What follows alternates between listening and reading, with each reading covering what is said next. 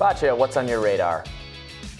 Well, last week, a joint survey by the New York Times and Siena College found that the Democrats were in deep trouble with some crucial voting blocs that had once been their mainstays.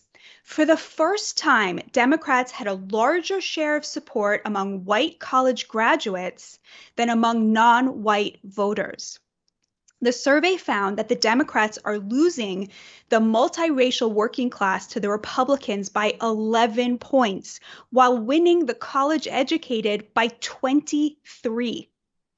As some of us have been pointing out ad nauseum, perhaps, we don't have a political divide in this country. We have a class divide that separates college-educated elites from the working class. And the left has become nearly completely aligned with the college-educated. How did this happen? Turn on CNN or MSNBC or open the New York Times, and you'll be told that the fault lies with a messaging problem. Why do Democrats suck at messaging, asks Vanity Fair. Do Democrats have a messaging problem, asks the New York Times. Yes, Democratic messaging sucks, but it's harder to fix than you think, the New Republic reassures you. But the truth is the exact opposite. The problem isn't the Democrats' messaging, but their priorities. Their messaging is actually impeccable. It signals very accurately what their values are and, by extension, who they view as their base. Not the multiracial working class, but people with much more elevated concerns. Things like climate change, gun control, and abortion. The work-from-home pajama cast with the luxury of caring about climate change and January 6th, while their neighbors wonder if they should put meat on the table or gas in the car because there isn't enough money for both. As the New York Times put it, the confluence of economic problems and resurgent cultural issues has helped turn the emerging class divide in the Democratic coalition into a chasm, as Republicans appear to be making new inroads among non-white and working class voters, perhaps especially Hispanic voters, who remain more concerned about the economy and inflation than abortion rights and guns.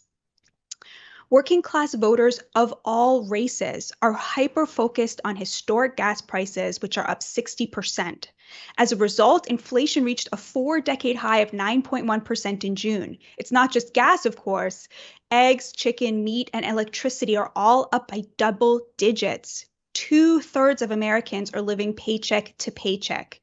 And these people used to be the Democrats' base. A March Wall Street Journal poll found that 35% of Black, Hispanic, and Asian American voters were feeling the sting of inflation compared to just 28% of white voters. Among Black women and Hispanic men, the proportion was even higher at 44%. For those making less than $60,000, it was the worst, with half feeling the pain of inflation compared to just 13% of those making over $150,000. Want to know why the working class of all races are abandoning the Democrats?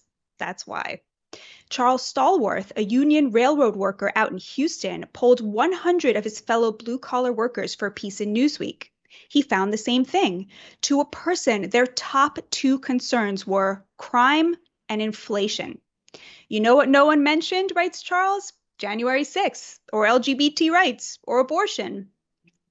Charles's findings and the Times' poll echo another poll tweeted by Rasmussen a few weeks ago, which found the same disconnect, this time between voters and journalists. The top concerns of voters were rising gas prices, inflation, the economy, and violent crime. But while voters are busy worrying about mundane things like empty bank accounts, carjackings, and a spike in homicides, the journalists surveyed were occupied by much loftier issues like the war in Ukraine, January 6th, and at the top of the list, climate change. The world is going to end in 12 years if we don't address climate change, and your biggest issue is how are we going to pay for it? They like to say when anybody pushes back. You know who the world has ended for? Someone who's been murdered. Someone who can't afford to feed their kids. Here's the thing. The interests of the laptop class aren't just different from the interests of the working class. They're in a fundamental tension. Things like defund the police, open borders, COVID lockdowns, and the war in Ukraine make affluent progressives feel good about themselves while being a literal tax on the working class who have to pay for these vanity morals. The Democrats' new base has a penchant for misreading its economic privilege as a sign not of good fortune, but of higher moral purpose, which they then demand that others pay for, others with far fewer means than they have. Too much environmental policy comes out of this same playbook. Climate change, of course, should be mitigated, but those efforts must be equitably distributed, to use a word that the left loves, and that is just not what's been going on. There's a deep tension between the utopian environmental goals in proposals like the Green New Deal and the interests of the working class. Consider how many jobs were killed when Biden canceled the Keystone XL pipeline. Thousands. These jobs, like many oil, fracking, and drilling jobs, would have been good union jobs that secure middle-class lives for working-class Americans compared to the low-wage, non-unionized jobs of the green sector. California is a good harbinger for what the green utopia would look like in practice. The greenest of the states in the union is also, not coincidentally, the one with the greatest income inequality. Since 2011, the cost of electricity in California has increased 5 times as fast as the rest of the U.S. Rising electricity prices in California have disproportionately impacted low-income families, resulting in what the esteemed environmental lawyer Jennifer Hernandez coined the green Jim Crow. Black and Latino households are spending 20 to 40% more of their household incomes on energy than white households. In 2020, nearly 4 million California households faced energy poverty, thanks largely to the policy preferences of Californians with household incomes 80% higher than the national average. In the name of their own virtue, progressives are making their neighbors poorer, and anyone who objects is given a lecture or told to buy an electric car.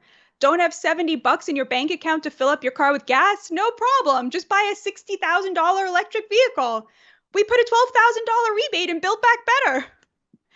Nothing summed this up better than John Kerry, President Biden's climate czar, traveling to accept an environmental award in a private jet last year.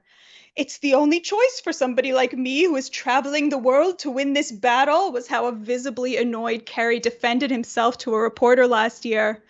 A climate hero like me? Travel commercial?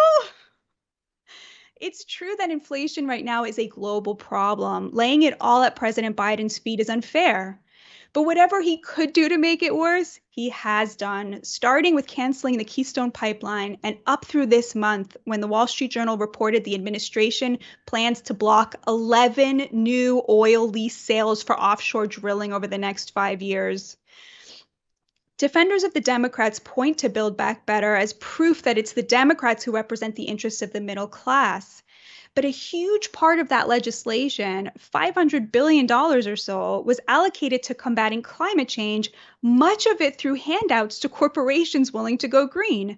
Fully $320 billion of that $500 billion was for tax credits to corporations that buy wind, solar, and nuclear power.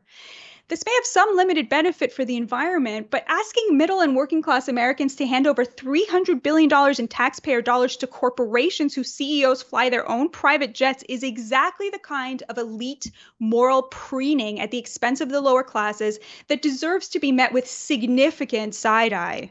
So it's more than a little ironic that when Senator Joe Manchin refused to back any new spending on climate change last week due to rising inflation, Senator Bernie Sanders accused him of representing the very wealthy people in this country, not working families in West Virginia or America. President Biden, who as a candidate had the good sense to promise he would not ban fracking, is now governing like he's running to be president of lefty Twitter. Instead of doing everything he can to cut the cost of gas, the president is trying to cut 50% of emissions. This is a green war on the middle class. As Ralph Schonhammer put it here on Rising last week, you cannot have a middle class without affordable energy. So is there hope for the Democrats? To me, that's really the wrong question. The right question is there hope for the multiracial working class? After all, it's not the job of labor to defend the professional aspirations of college-educated Democrats. It's the Democrats' job to defend labor, or at least it used to be. So what's your take on all of this, Robbie? I'm with you, Batya. I think especially the emphasis on the hazards of climate change, which I get are real. I understand that climate change is a problem, and we should talk about strategies to mitigate the harms we're causing to the planet for future generations. But if your plan is immiserate everyone now to stave off some theoretical, or maybe likely, we don't know how likely the climate change, we don't know the extent of the climate change catastrophe, how soon it will happen and how dire it is. There's a range of predictions. Some of them, yes, we're all dead in 12 years.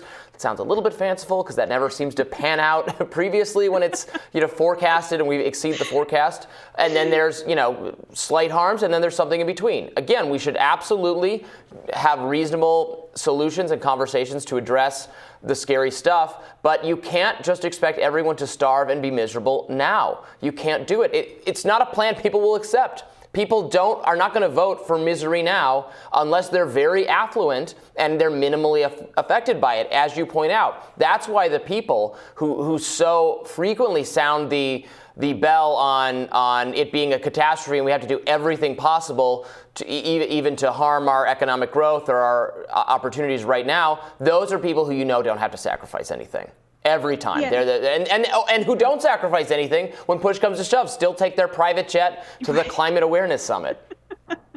Right, exactly. And look, I'm willing to say, I'm going to extend to them the benefit of the doubt. I'm going to say, look, they're not doing this cynically, right? They're not, trying to immiserate, working class Americans. They just seem to have this blind spot about their own privilege, misunderstanding it as virtue. But if, I'm willing to extend them that compassion and say, look, I'm going to see you in the best possible light. All I want is for them to extend a little bit of that compassion to the people who actually used to be their base, right? To the people who they used to see themselves as representing. That's really all I'm asking for. Is that too much to ask? Not in my view, but I'm not one of the identity-obsessed leftists you're correctly railing against or saying should maybe consider their priorities, how those priorities could even just be hurting the likelihood of their coalition succeeding electorally, right? They're just presiding over this absolute collapse of the Democratic Party, whereby a smaller and smaller cabal of elite interests don't understand what the voters actually wanted. But you're the person I turn to for guidance on how that project is going. So thank you so much. Thanks, Robbie. We'll have more Rising in just a minute.